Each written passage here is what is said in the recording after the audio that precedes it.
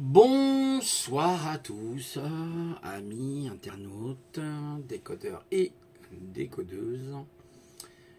L'étau se resserre un peu plus chaque jour par ce gouvernement et ses mesures de restriction. Ça va faire un an quand même que toute cette histoire dure, bientôt un an, ce qui est quand même assez énorme. Et on s'aperçoit, alors je vais essayer de bien choisir mes mots parce que c'est une situation un peu délicate, que on veut forcer a priori les infirmiers, les infirmières, les aides-soignants, etc. à la picoisation. On veut même la mettre obligatoire s'il le faut. Par contre, si on rebobine, on fait un feedback, on revient en arrière et qu'on fait un petit feedback, ben on s'aperçoit que il y avait à peu près un an en arrière, un peu moins peut-être, des personnes aux fenêtres qui applaudissaient tous les 20 heures, les infirmiers, les infirmières qui étaient des héros, on les acclamait comme des héros, et aujourd'hui comme des pestiférés.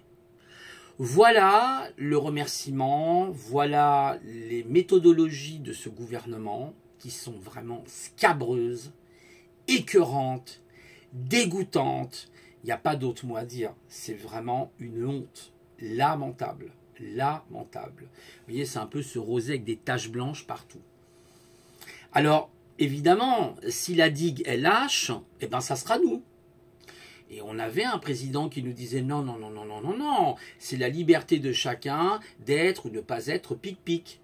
Voilà, j'emploie ce mot parce que on ne sait jamais aujourd'hui. Vous savez que le sarcasme et surtout le fait de couper l'expression aux gens, donc ça va vite sur les réseaux sociaux. La censure, voilà, je cherche le mot qui est plus approprié, la censure. La censure et la censure, parce que ça devient une censure là pour le moment. Parce que cette censure finit par devenir une censure, qui nous bouffe, qui nous avale tout, qui nous... Voilà. Et donc, je vais essayer de peser mes mots, de bien faire attention à ce que je dis, parce que là, ça commence, il y en a vraiment par-dessus la tête. Par-dessus la tête. La France, je crois, c'est le pays qui est le plus restrictif de tout, actuellement. Et il y a des pays comme l'Italie, l'Espagne qui ont quand même relâché la digue, qui ont permis quand même à leurs citoyens d'être beaucoup plus libres. Là, on nous dit encore qu'il y a des variantes, mais ça va durer combien de temps les variantes? Ça va durer quoi? 5 ans? 10 ans? 15 ans? Alors peut-être qu'il y a des variantes parce que, je sais pas, moi, il y a des choses qu'on utilise qu'on devrait peut-être pas utiliser, comme peut-être les pic-pic, comme les essais cliniques qui ont été faits, je lisais ça dans Nexus, avec Astra, vous voyez ce que je veux dire, voilà, Astra, vous avez compris, qui a inclus des variantes brésiliennes, anglaises, sud-africaines. Et géographiquement, je l'ai lu sur le Nexus, c'est les scientifiques qui en parlent, et c'est une réalité. Tiens, la pic-pic amènerait des trucs comme ça. Voilà, donc en fait, on ne peut plus parler sur les réseaux sociaux de tout ça, parce que c'est compliqué. Vous avez bien compris que mes amis, c'est compliqué de parler de ces sujets aujourd'hui. Alors sur d'autres réseaux sociaux, peut-être sur Odyssey ou d'autres réseaux sociaux comme des lives, on sent des lives par exemple, c'est probable, c'est possible d'avoir beaucoup plus de liberté. Mais on voit que les taux se resserrent un peu plus chaque jour, les gens ne réagissent pas, et ça va très mal se terminer toute cette histoire-là. Voilà. Ça va très mal se terminer. Tout ça, on sait très bien que derrière, il y a un passeport, vous l'avez compris. Donc, on se fout réellement des gens. Qu'est-ce que c'est que ce délire? Voilà, on rentre vraiment, c'est pire que George Orwell. Moi, je suis sûr que George Orwell doit se retourner dans sa tombe. Et là, il y a des gens qui en parlent, les mensonges qui ont été faits par l'État. Vous avez eu l'histoire avec les 2 youtubeurs où il y aurait eu 10 millions de vues, mais on sait très bien que tout ça, ça a été trafiqué. Voilà, sur les gestes, vous savez, barrières, nanana, les gestes barrières. Oui, évidemment qu'il y a des précautions à prendre. Je ne dis pas qu'il ne faut pas prendre des précautions dans certaines circonstances. Mais par exemple, le port du masque à l'extérieur, est-ce réellement utile? Vous avez beaucoup d'épidémiologistes qui ont des positions opposées. J'ai appris aussi quelque chose d'intéressant par Clarisse Sand, qui est maître avocat, sur le Conseil de sécurité sanitaire. Ils sont hors la loi, figurez-vous. Elle est passée chez Madoff, André Madoff, a priori, ils sont hors la loi. Alors là, ça va très loin. Ça va très très loin. L'histoire n'est pas terminée, vous voyez mes amis. Donc, on est dans un statu quo actuel. Le problème, c'est que les gens ne réagissent pas. Moi, je vous avais dit une fois, j'avais parlé à un de mes oncles qui n'en avait rien à foutre. Bah, je lui ai dit, écoute, tu fais ce que tu veux. Ça divise les gens, ça crée des clans, parce que vous aurez les pro-pic-pic et les non-pic-pic. Et les gens se divisent. Et eux, ils sont contents. Là-haut, ils sont très contents. Ça fait les affaires et ils commencent à mettre de la pression. Vous ouvrez votre télévision, que vous soyez sur BFM, sur CNews, sur LCI ou n'importe quelle chaîne mainstream, on vous parle de quoi? Toute la journée, ce n'est que ça. Ce n'est que ça. J'en ai encore entendu une tout à l'heure. Bon, je ne regarde pas spécialement la télé, mais vous savez, quelquefois, la télé peut être allumée parce qu'il y a une personne qui est là, qui regarde la télé. Et puis je me dis, tiens, au passage, je regarde. Mais bon, j'entendais dire, oui, c'est irresponsable, vous vous rendez compte et tout, vous êtes au contact des malades. Mais qu'est-ce que c'est que ces gens-là? On leur a demandé leur avis. Il y a une infirmière qui a parlé, donnez-nous déjà des masques FFP2. D'accord? Ou FFP1, je ne sais plus si c'est les FFP1 ou FFP2. Des masques de sûreté, donnez-nous des visières, des combinaisons. Nous sommes en manque de tous ces éléments-là. Et en fait, ils essayent de cacher le dégât qu'ils ont fait dans les hôpitaux, parce que on parle de lits qui sont actuellement retirés dans les hôpitaux.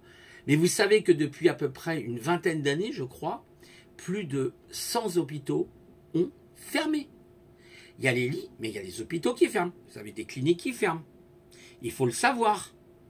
Et aujourd'hui, ils ne veulent pas. Ben, qu'est-ce qu'ils ne veulent pas?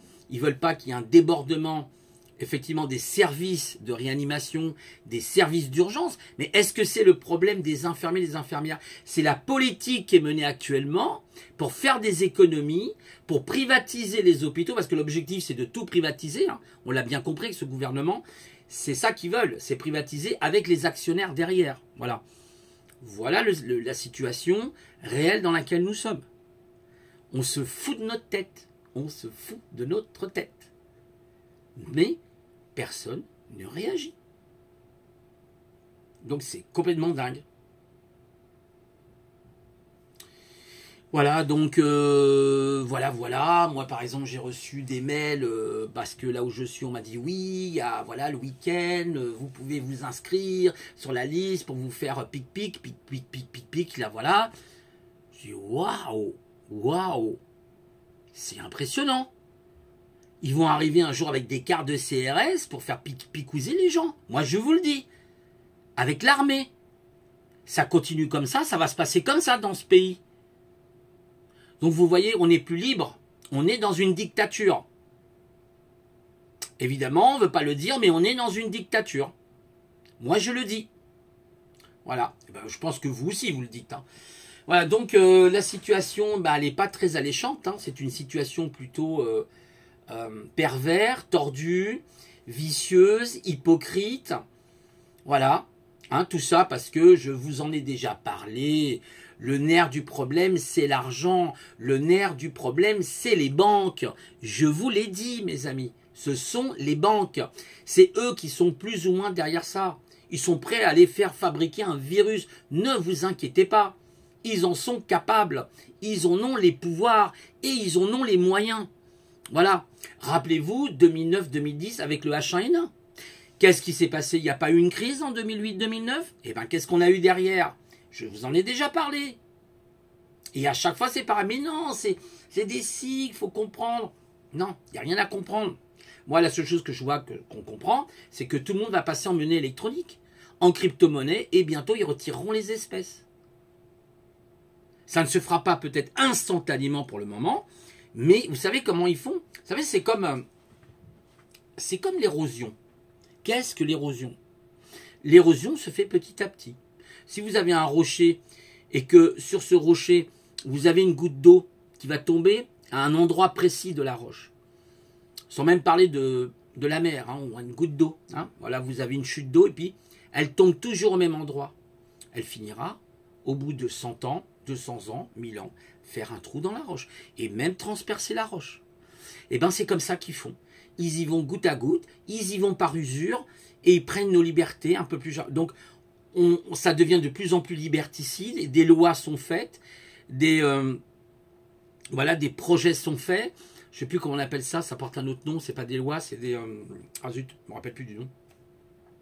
Si vous vous souvenez, vous me le dites dans les commentaires. Des dérogations, enfin des choses comme ça, voilà. Et en fait, on s'en fout. Mais les gens, vous leur parlez, ils sont là, ah ben... Là, il y a eu encore... Alors, par exemple, regardez la précaution que prend certains pays.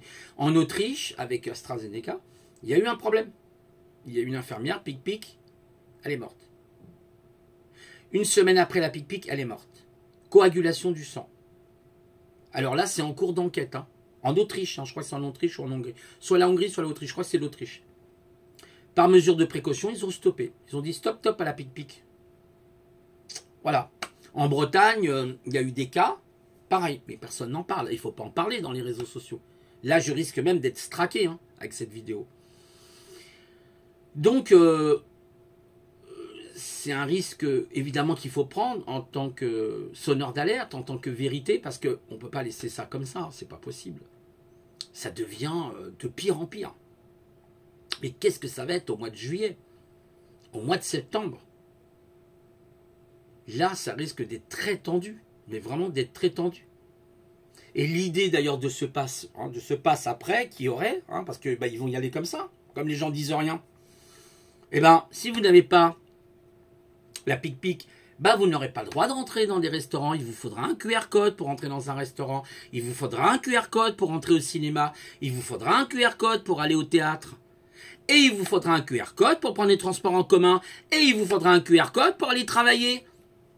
Qu'est-ce que vous croyez? C'est comme ça que ça va se passer. Alors on a eu un président qui nous a expliqué, mais non, il n'y a pas de problème, ce n'est pas obligatoire. Mais si c'est obligatoire, dans la mesure où les choses se font par érosion, comme dans la nature. On y va par petites doses homéopathiques, mais on y va. On y va par petites doses d'huile essentielle, mais on y va. Et on va s'apercevoir de rien du tout. C'est-à-dire quand ça va arriver, bom, bom, bom, ça sera terminé. Il faut savoir que quand il y a une dictature, ils s'en foutent là où vous habitez. Alors évidemment, les gens des villes seront les plus concernés, c'est sûr, mais même les gens des campagnes. Je vais vous donner un exemple qui est très criant et très parlant. J'écoutais Campagnol avec Christian, alors je ne sais plus son nom, c'est Christian qui est un journaliste. Vous savez, il a été sur, je crois que c'est, comment ça s'appelle cette chaîne, Liberté, c'est TV Liberté, je crois, quelque chose comme ça. Et il expliquait, ça s'est passé hier, je crois, les gendarmes sont venus chez lui, ils ont sonné, il avait amené des amis, je crois qu'il avait amené 3 ou 4 personnes, pas de masque, rien, et puis ils ont commencé à lui faire des histoires. À la campagne, hein, je vous parle de la campagne, je vous parle pas de la ville, là, moi je vous parle de la campagne. Et ils sont arrivés, et ils ont fait des histoires. Ils sont repartis parce que, comme il connaît bien ses droits, il les a remis à leur place. Il dit, je suis libre, là vous êtes dans une propriété privée, c'est ma propriété privée, je ne vous autorise pas à rentrer dans ma propriété privée, c'est comme ça. Donc ici, il y a une barrière, vous ne la franchissez pas, et point barre. Et qu'est-ce qu'il y a eu à partir de ce moment-là? Ils sont repartis. Ils n'ont rien dit, parce qu'ils ont vu qu'il y avait le nombre, ils ont dit, bon allez, on s'en va, ils étaient 4-5, je crois, et ils sont repartis. Mais vous voyez qu'il y a bien une dictature. D'ailleurs, si vous n'avez pas le masque, on vous dit sur le nez, mettez votre masque tout de suite sur votre nez. Comme si il allait y avoir des poisons qui seraient déversés dans l'air. Comme si le masque allait vous protéger d'un maudit virus. Ce qui est complètement ridicule quand on sait que la taille d'un virus, c'est de l'ordre de quelques nanomètres. Mais on se fout de la gueule de qui? Mais de qui? Qu'est-ce que vous voulez faire avec des masques? Ah voilà, j'en ai un masque, hein, voilà. Hein, vous voyez, en plus, ils sont pas très bons, hein, ces masques-là. Voilà. Je mets très peu, hein, c'est plus pour mon papa. Mais vous voyez ce que je veux dire? Alors, on n'aura peut-être plus la même couleur que tout à l'heure. Bon, c'est bien, ça changera. Voilà. On aura cette couleur-là, si ça vous plaît. Hein, c'est pas mal, ça fait un peu artistique. J'essaie de faire... Parce que pour le moment, avec mon casque, je suis embêté. Donc, vous voyez ce que je veux dire? Donc, en fait, on va aller droit dans le mur. On va droit dans le mur. On va se prendre le mur. On va se prendre la montagne. On va aller dans l'abysse à un moment ou à un autre. Et on ne pourra pas remonter si les gens ne font pas preuve de solidarité. Donc, aujourd'hui, il ne faut plus de statu quo. Là, il faut qu'il y ait des actions qui soient menées. On le voit même avec les gilets jaunes maintenant, de plus en plus, hein, maintenant. Voilà. Mais vous voyez, même dans les campagnes, vous serez surveillés. Parce qu'il y en a qui disent « Ah mais moi je suis à la campagne. » Oui, oui, oui, oui. Ok, tu as un recul, vous avez un recul, c'est vrai. Mais attention. Comme dit un dicton, ne dis jamais Fontaine, je ne boirai pas de ton eau. Parce que les pièges vont se refermer. Ils ont la technologie avec eux, ne l'oubliez jamais. Je regardais justement le film que je vous ai fait, vous savez, la vidéo que j'ai mis hier avec Logan. Et bien avec Logan, à un moment donné, Logan, il regarde avec le binoculaire, qu'est-ce qu'il voit? Il voit des drones. Il voit des drones qui arrivent. Voilà, des drones qui sont là, qui arrivent, etc. Vous voyez? Et pourtant, il est où? Il est dans le Grand Canyon, il est isolé de la ville, il est dans un endroit désertique quasiment, et malgré tout, il y a des drones. Ils s'en foutent. Et vous allez voir, tout ça, ça va passer. Avec l'intelligence artificielle, les drones, les robots, le transhumanisme, toutes les nanotechnologies qui vont être utilisées de plus en plus dans la miniaturisation. Là, j'ai appris que, par exemple, Apple veut mettre en place ce qu'on appelle de la VR et de l'AR, c'est-à-dire de la réalité augmentée avec des lunettes, donc connectées, vous aurez des lunettes, hop, vous les mettrez sur votre nez et vous aurez une réalité augmentée. C'est pas tout à fait la même chose que la réalité virtuelle. Voilà, on y va, le tout connecté arrive. On a le projet d'Elon Musk, Neuralink, avec des fils qui passent à travers la boîte crânienne, où on peut interconnecter des faisceaux de fibres optiques, minuscules, plus petits, 10 000 fois plus petits qu'un cheveu, et qu'on peut mettre sur des zones, par exemple avec des électrodes sur des neurones. Et Elon Musk nous explique que ça va permettre de pouvoir concurrencer l'intelligence artificielle, ou du moins l'égaler. Waouh! Oh là là! Yaï! Wow! Ça pue tout ça! Ça pue! Certains vous répondront, vous rétorqueront, oui, mais c'est l'évolution du progrès. Enfin, c'est le progrès. Non, non, non, non. Le progrès doit avoir une sagesse, comme dirait Rabelais, je le répète, à foison, sans science, sans conscience, et ruine de l'âme. C'est tout, il n'y a rien de plus. Donc à un moment donné, il faut faire stop au progrès. C'est-à-dire, bon, maintenant, on a ce qu'il faut, et voilà. Mais non, c'est un progrès pour vous surveiller, pour vous ficher, pour vous mettre dans des databases, dans des data centers. C'est ça en fait. On est tous d'ailleurs mis déjà dans les data centers. Alors la solution, c'est la solution de la souveraineté. On a bien compris que la souveraineté fait en sorte que vous êtes détaché du système. Quand vous demandez votre souveraineté, en fait, vous êtes détaché. Donc on ne peut plus rien vous demander. En fait, en gros, vous êtes libre quelque part. Vous voyez ? Parce qu'ils sont en porte-à-faux, là, voilà. Et c'est vrai que la souveraineté est la clé de la solution. En tout cas, c'est une partie de la clé de la solution. C'est même l'une des plus grandes parties de la clé de la solution, la souveraineté. D'ailleurs, il y a, je crois, Philippe Gendroc qui parlait avec un souverain. Même Philippe Gendroc en a parlé, j'étais même étonné. Philippe a abordé ce sujet avec une personne, ils avaient fait un live, justement, sur la souveraineté. Donc, on voit l'importance de la souveraineté. Ces États sont des États fascistes, faut dire les choses comme elles sont. Et puis, c'est une forme de dictature soft, mais c'est une dictature. On joue sur les mots. On fait du big voling, voyez, on fait des trucs très bizarres, voyez, on utilise des expressions très étranges. Donc, on est là aujourd'hui. On en est là. Voilà, donc c'était la réflexion du soir sur ce qui est en train de prendre petit à petit. Petit à petit, comme dit un proverbe, l'oiseau fait son nid brindille par brindille. Mais vous voyez bien que ce gouvernement est en train de mettre les choses en place. Petit à petit, l'oiseau fait son nid, brindille par brindille, le gouvernement met aussi en place ses objectifs, après objectif, et finit par les réaliser. Et on ne s'aperçoit de rien. Maintenant, ça va être chacun, j'ai l'impression, pour soi, ou la solidarité entre les gens. Il y aura peut-être des camps qui vont se créer, ça va s'éclater en différents groupes. Moi, je pense 2 groupes principaux. Les pros pic-pic et les moins pic-pic, voilà, et puis ça fait des combats. Moi, j'ai déjà eu des combats dans ma famille, avec un de mes oncles, avec des voisins, Hier, par exemple, là, c'était hier ou avant-hier, il y a une personne qui est venue pour mon papa. Ouais, je me suis fait la. Je dis ouais, et puis alors je lui parle, mais ça va. Ah bah là, je viens de faire Pfizer et tout content, etc. Je dis, ouais, ouais, ouais. J'espère que tu n'auras pas de problème. Je le connais en plus, j'espère que tu n'auras pas de problème. Ouais, mais toi, t'es pas pro-vaccin, t'es pas pro-pic-pic. Oh là là, je dis oh là là, oh là là. Je dis écoute, mon petit gars, la liberté de soins, c'est une liberté de soins. Chaque être humain est libre de choisir la thérapeutique qu'il a envie. C'est une loi. Hein. Ils ne peuvent pas, déroger à ça. Hein. Voilà. Vous avez la liberté de dire non. C'est comme ça. Donc en réalité, on est en train de nous imposer et les gens, ils se dressent contre vous. Et ils vous traitent de criminels, d'irresponsables. Et vous voyez ce qui est en train de se passer en France. Voilà. Peut-être que même vous, vous avez vécu cette expérience. Et vous la voyez peut-être à votre travail, en dehors de votre lieu de travail, vous apercevez de cette problématique. Et on vous montre du doigt. Oui, toi, tu n'es pas pour eux. Voilà. Et le gouvernement a gagné. Le système a gagné à partir de ce moment-là. Si les gens se posaient les bonnes questions et avaient un peu d'once d'intelligence, ils se diraient, oh là là, qu'est-ce que c'est que ce truc ? Qu'est-ce que c'est que... Pourquoi ils sont tant pressés? Qu'est-ce qui se passe? Qu'est-ce qu'ils veulent? Le grand reset le plus vite possible. Vous voyez, il y a quelque chose. On empresse les gens. On les empresse. Alors vous avez les médias qui vont dire, oui, mais par exemple, si on prend le cas d'Israël, il y a eu déjà 15 millions de personnes qui ont été pic. Ok, mais on ne vous dit pas la vérité. Qu'est-ce qui se passe là-bas? Maintenant, vous avez des gens qui témoignent et qui disent, bah, il se passe ça, il se passe ça, il se passe ça. Ah bon? Ah bon? Allez sur le site, par exemple, de Philippe Gendroc, cogito.com avec 2 i, cogito.com, et puis vous verrez.